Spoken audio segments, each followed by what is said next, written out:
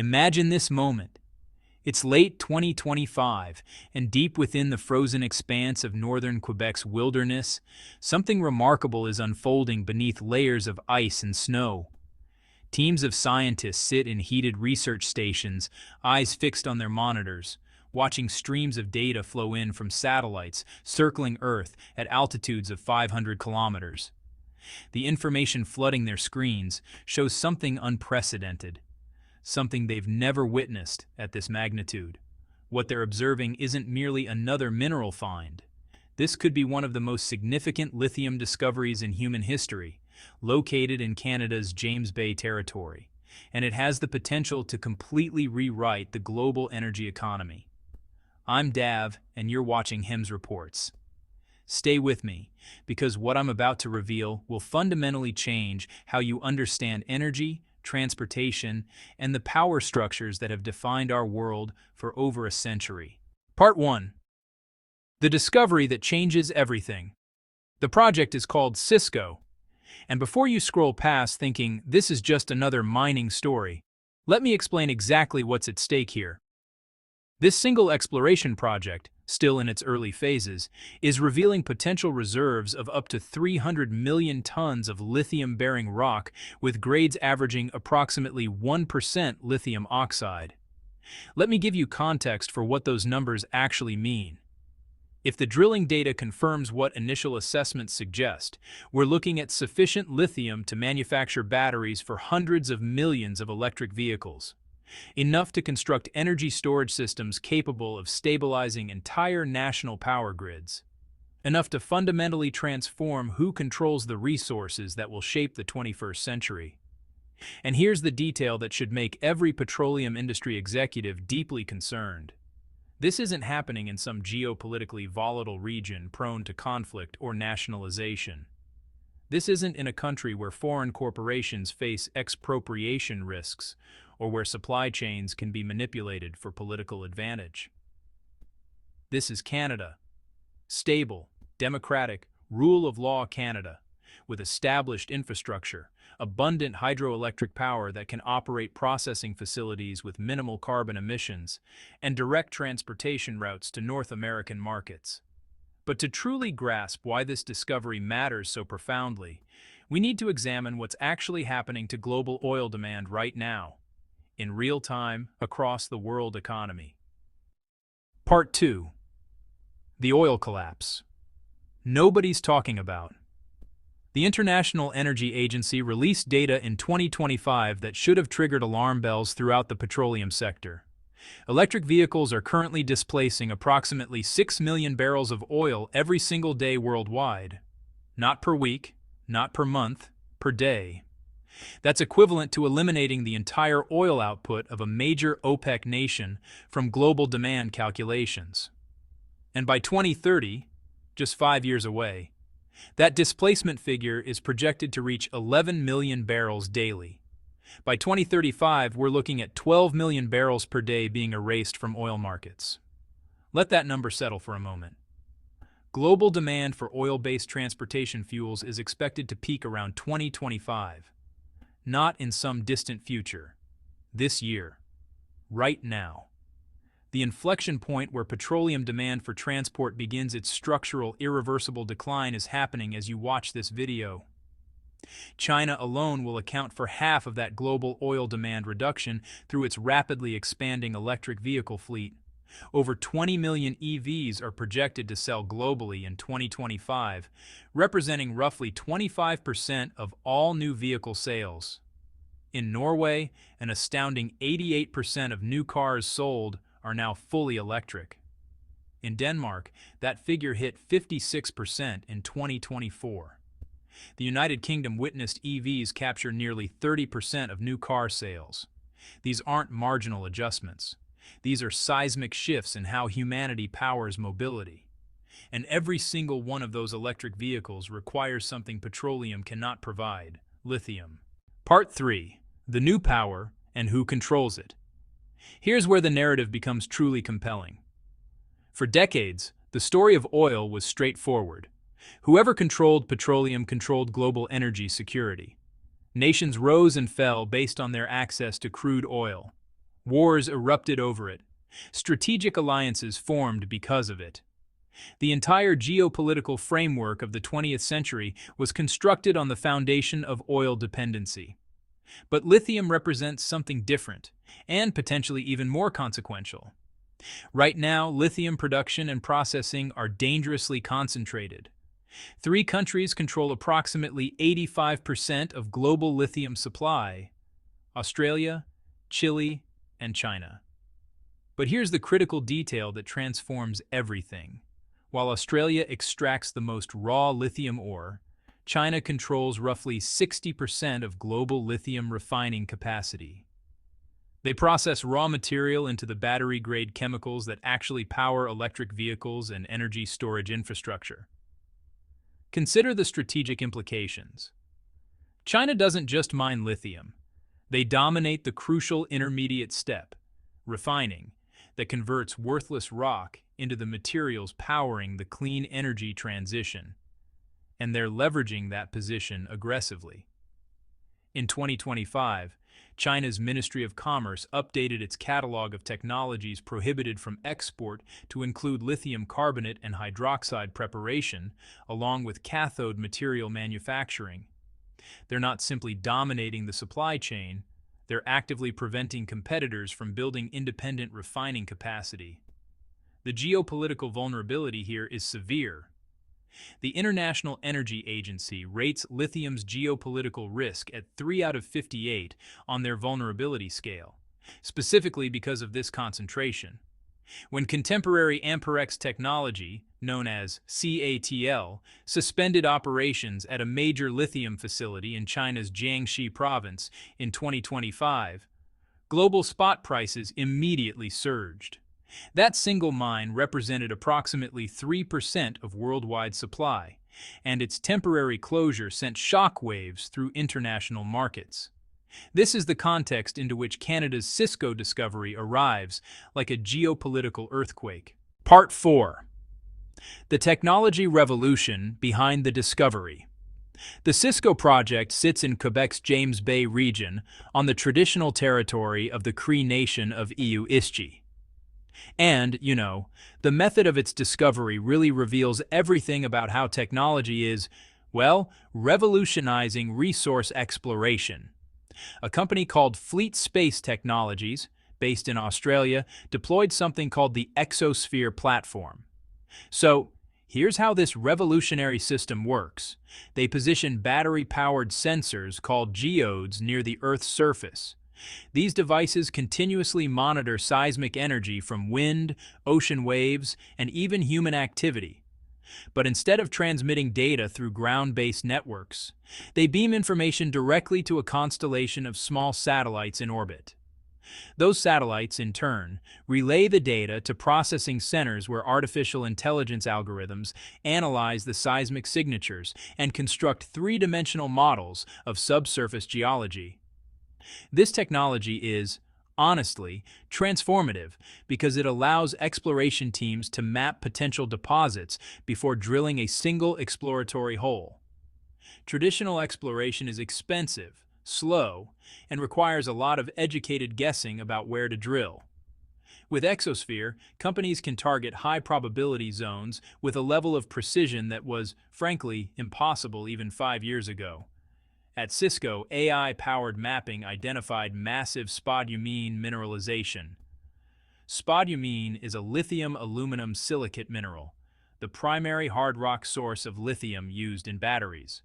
When Q2 Metals, the company controlling the property, began drilling in 2025, the results exceeded projections. Multiple drill holes confirmed high-grade intercepts across extensive widths. One hole, designated CS25-044, intercepted 457 meters of continuous spodumene pegmatite grading 1.65% lithium oxide. Another returned 179 meters of mineralization. These aren't narrow veins. These are thick, consistent bodies of ore that remain open at depth and along strike, meaning the deposit likely extends far beyond what's been tested so far. Q2 Metals mobilized a fourth drilling rig in late 2025 to accelerate exploration ahead of a planned resource estimate scheduled for the first half of 2026. The Association de l'Exploration Minière du Québec listed Cisco as a finalist for its Discovery of the Year award. Industry observers are monitoring this project with an intensity usually reserved for major gold or copper finds, because they understand what's actually being discovered here isn't just lithium. It's energy independence, it's supply chain security, it's geopolitical leverage in the most important industrial transition of our generation. Part 5. Canada's Emerging Lithium Empire. And Cisco isn't an isolated case. Canada's James Bay region is evolving into a world-class lithium district. Patriot Battery Metals has identified more than 70 lithium pegmatite outcrops at its Corvette property. Brunswick Exploration discovered previously undocumented spodumene-bearing pegmatites at its Elan project. North Arrow Minerals found several new mineralized pegmatites in the Northwest Territories. Comet Lithium made a fresh spodumene discovery at its Elmer East property in late 2025, with visible spodumene crystals and outcrops averaging 3 to 7 feet in width. What we're witnessing across northern Canada is the emergence of a new lithium province, comparable in significance to Australia's premier deposits, or Chile's Atacama Desert brine operations, but with one critical strategic advantage: geography. Canada sits directly adjacent to the United States, the world's second-largest automotive market, and a nation desperately seeking to reduce dependence on Chinese battery supply chains. Transportation routes from James Bay to manufacturing centers in Ontario, Michigan, and beyond are measured in hundreds of kilometers, not thousands. Processing facilities can be powered by Quebec's abundant hydroelectricity, which generates 61.7% of Canada's total electricity and ranks the country as the world's third-largest hydroelectric producer. This translates to lower emission refining compared to coal-powered grids elsewhere. The Canadian federal government recognizes the strategic value of what's being discovered. In 2022, they released a $3.8 billion 8-year Canadian critical minerals strategy, specifically targeting increased domestic extraction and production of lithium and other battery metals. That strategy identified 6 minerals as priorities for their potential to drive economic growth: lithium, graphite, nickel, cobalt, copper, and rare earth elements. And substantial capital is flowing. Natural Resources Canada committed $9.14 million in August 2024 to 6 clean hydrogen research and development projects. The federal government has been accepting applications under the Critical Minerals Infrastructure Fund, supporting development of infrastructure projects that enable sustainable critical mineral extraction. Bloomberg NEF recognized Canada as having the strongest battery supply chain potential globally, ranking it number 1 in its Global Lithium-Ion Battery Supply Chain Assessment in 2024. Though China reclaimed the top position in 2025 due to lower electricity costs and advancing infrastructure, Canada remains a raw materials powerhouse with a stable investment climate that China, despite all its industrial capacity, cannot replicate. Part 6. The Mathematics of Disruption. But here's what makes this historical moment genuinely transformative. We're not simply talking about Canada discovering lithium to supply batteries. We're talking about the fundamental displacement of oil as the strategic resource defining global power. Let me walk you through the mathematics of what's actually unfolding. Each electric vehicle battery contains approximately 10 kilograms of lithium. That might seem modest, but battery sizes are growing rapidly. Compact EVs now carry batteries around 30 kilowatt-hours. Heavy-duty electric trucks are being equipped with batteries exceeding 200 kilowatt-hours. Larger batteries mean more lithium per vehicle, and lithium use per vehicle battery increased 1.5 times by 2023 compared to earlier generations. Global EV sales continue shattering records. Over 20 million units are expected to sell in 2025. The International Energy Agency projects that demand from EVs and grid battery storage will account for 91% of lithium consumption by 2035. Lithium demand is expected to increase more than fivefold by 2040 under current policy trajectories. Some analysts project global demand reaching 1.8 million tons of lithium carbonate equivalent annually in the near term, potentially doubling to over 3 million tons by 2030. And it's not exclusively about vehicles. Data centers are rapidly adopting lithium-ion batteries for backup power and load balancing. Google alone utilizes over 100 million lithium-ion cells in its data centers worldwide. These facilities occupy half the space of traditional backup systems while delivering twice the power and lasting twice as long. As electricity demand from global data centers is projected to rise 2.5 times by 2030, battery energy storage systems are becoming essential infrastructure. Grid-scale battery storage is emerging as the second pillar of lithium demand growth. Bloomberg NF projects energy storage installations will expand at a compound annual growth rate of 21% through 2030. These massive battery systems stabilize power grids increasingly dependent on intermittent renewable sources like wind and solar. They store excess electricity when generation exceeds demand and discharge during peak consumption periods. In Canada alone, battery energy storage capacity reached 20.4 gigawatt-hours in 2023, with 2.1 gigawatt-hours added that year. Projections suggest capacity will climb to approximately 58 gigawatt-hours by 2035. Many new projects pair battery systems with renewable generation. Canada currently operates about 65 megawatts of solar plus storage, with another 130 megawatts under construction. Planned battery additions set to come online before 2030 could generate a tenfold increase in storage capacity compared with 2024 levels. Part 7. The Great Oil Displacement. Now let's contrast this explosive growth in lithium demand with what's happening to petroleum.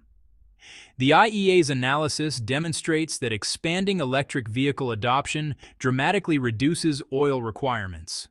The projected electric vehicle fleet displaces 6 million barrels per day of diesel and gasoline in 2030. That's a six-fold increase on displacement from 2023. By 2035, oil displacement reaches 11 million barrels per day in their stated policy scenario, and 12 million barrels per day in their more ambitious policy framework. To give you a bit of perspective on those figures, 12 million barrels per day is roughly equal to the entire oil production of Saudi Arabia. We're talking about removing a Saudi Arabia-sized portion of demand from global petroleum markets over the next decade. And this isn't happening because supplies are exhausted.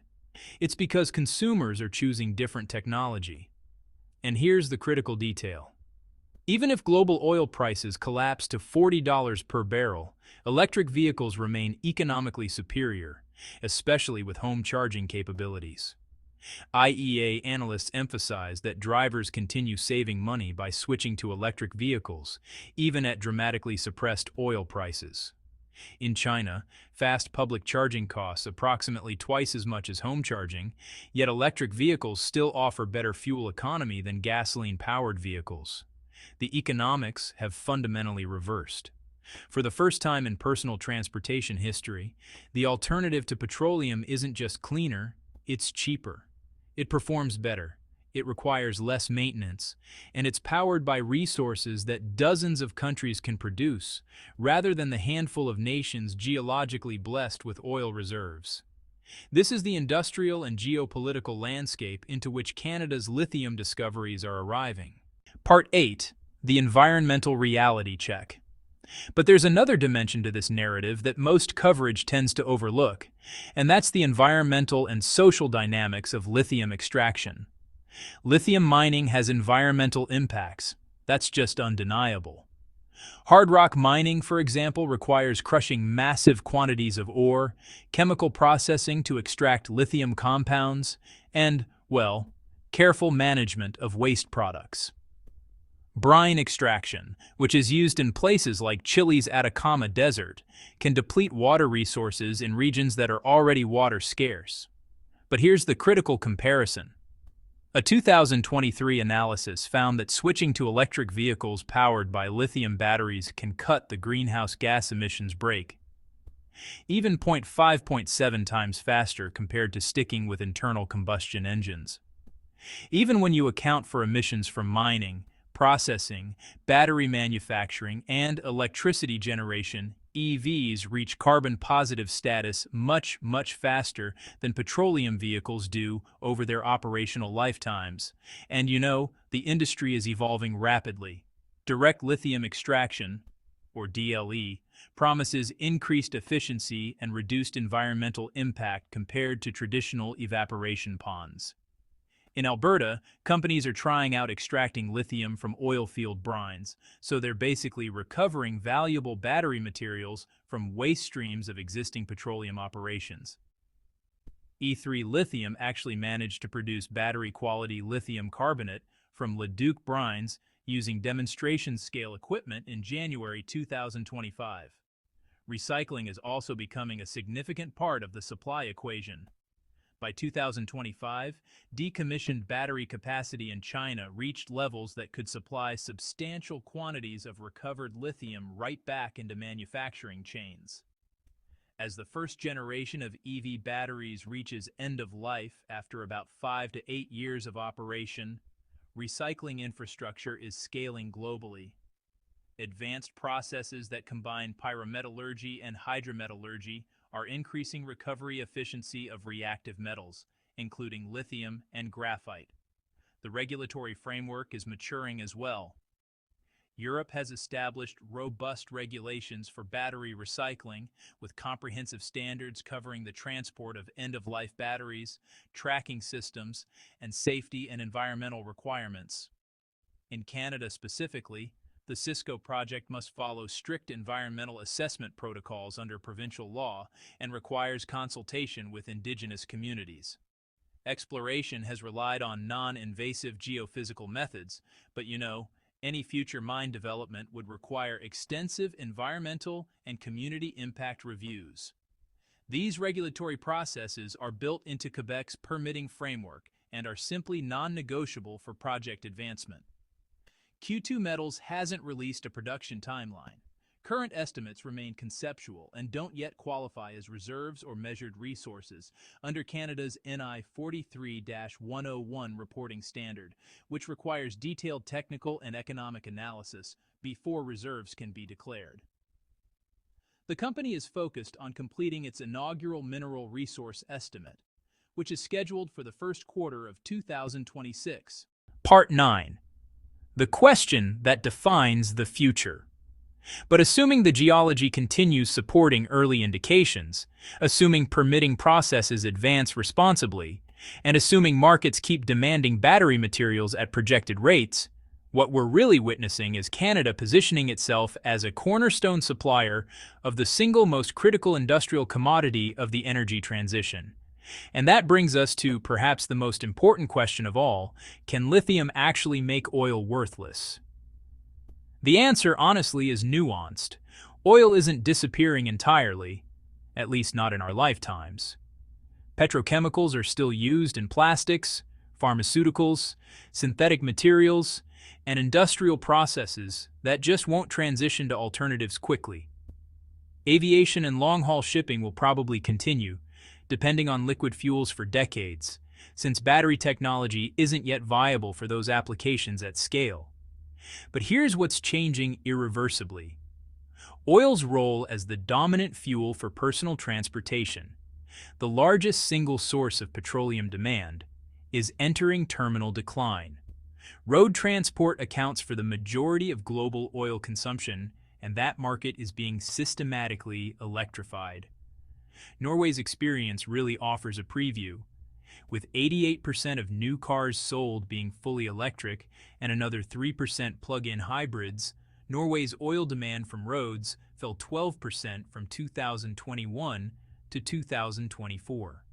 As EV penetration increases across Europe, North America, and Asia, Similar demand destruction will cascade through global petroleum markets. The strategic value of oil, the geopolitical leverage it gave to producer nations, the conflicts it sparked, the alliances it forged, all of that was predicated on one fundamental reality. There was no alternative. Economies needed oil to function. Transportation depended on it absolutely.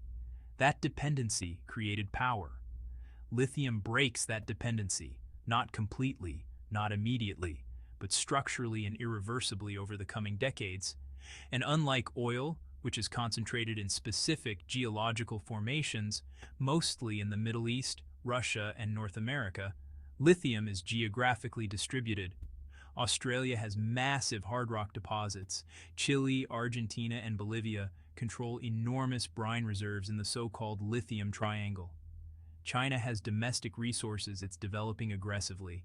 And now, Canada is emerging as a major hard rock lithium province with multiple world-class deposits at various stages of exploration and development. This geographic distribution means no single nation or cartel can dominate global lithium supply the way OPEC influenced oil markets for decades. Even China's current dominance in refining can be challenged as Western nations construct their own processing capacity. And that's something actively happening across North America and Europe.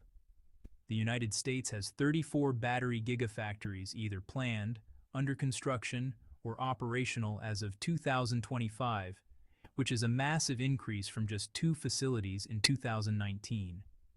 Europe's Critical Raw Materials Act aims for 40% of critical minerals used in the EU to come from local or allied sources by 2030. These are deliberate, strategic initiatives to diversify supply chains and avoid single points of failure. Part 10. Canada's strategic position. Canada's lithium discoveries really fit perfectly into this reconfiguration of global supply chains. They offer Western manufacturers access to high-quality lithium resources in a politically stable jurisdiction, with strong rule of law, environmental standards, and established trade relationships. The Canadian Critical Minerals Strategy Annual Report from 2024 noted that since 2020, automotive and battery manufacturers have announced investments exceeding $40 billion in electric vehicle production and battery supply chains across Canada. These aren't speculative ventures. These are major industrial commitments by companies like General Motors, Ford, Stellantis, and others that recognize the transformation underway. The transition is happening. The only question is who positions themselves to benefit, and who gets left behind clinging to the old paradigm. The final equation. So where does this leave us? Canada has discovered, or is in the process of confirming, lithium deposits that could rank among the largest globally. The Cisco project alone shows potential for hundreds of millions of tons of lithium-bearing material with grades that make economic extraction viable. Dozens of other projects across Quebec, Ontario, the Northwest Territories, and other provinces are advancing through exploration and development stages. Global lithium demand is projected to grow more than 5-fold by 2040, driven primarily by electric vehicles and energy storage systems. That demand growth is coinciding with aggressive efforts by Western nations to reduce dependence on Chinese supply chains and secure domestic sources of battery materials. Oil demand for transportation is peaking right now and will enter structural decline as electrification accelerates. Millions of barrels per day of petroleum demand are being displaced annually, and that displacement will only accelerate as EV adoption spreads and battery costs continue declining.